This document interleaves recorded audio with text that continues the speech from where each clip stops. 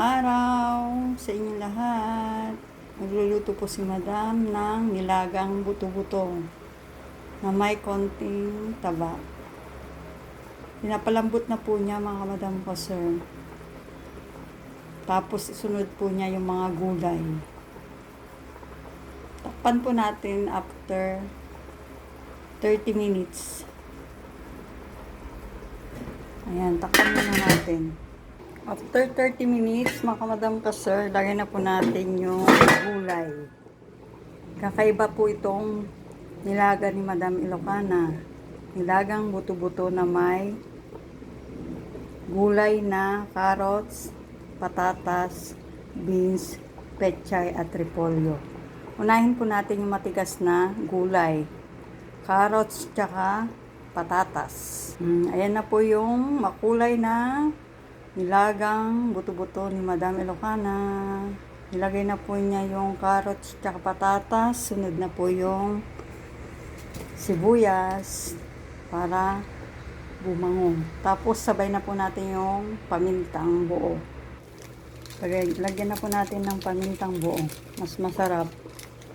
Mas marami, mas masarap, mas mabango ang nilagang buto-buto. Nilagyan ko na rin po ng asin mga kamadam ko, sir. Tapos takpan po ulit natin after 2 minutes. Ayan, buksan na po natin at medyo luto na po yung carrots tsaka patatas.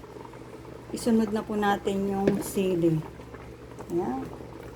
Ang lalaki po ng sili nila dito mga madam ko, sir. Ayan na po yung sili. Sabay na po natin yung beans. Yung beans, tapos yung pechay, tapos yung repolyo. Wow, yummy! Mas maraming gulay, mas masustansya. Ang sarap ng luto ni Madam Ilocana. Yummy po. Ayan po yung gulay niya, repolyo, sili, beans, tsaka pechay. Plus yung nauna na carrots, tsaka patatas. Takpan po ulit natin mga madam ko, sir. After 2 minutes. Ayan po, after 2 minutes. Wow, ito na po yung nilaga ni Madam na buto-buto. Ang sarap po. Magulay po si Madam. Kaya yan po, kompleto ang rekado niya. Tsaka gulay. Ayan po. Musok na.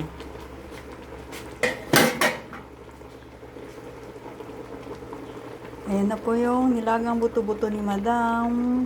Plus yung mga gulay na repolyo, beans, patatas, carrots, pechay, tsaka sili. That's it mga kamadam ka, sir.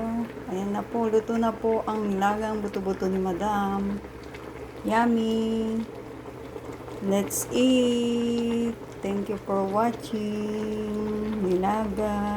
Yummy!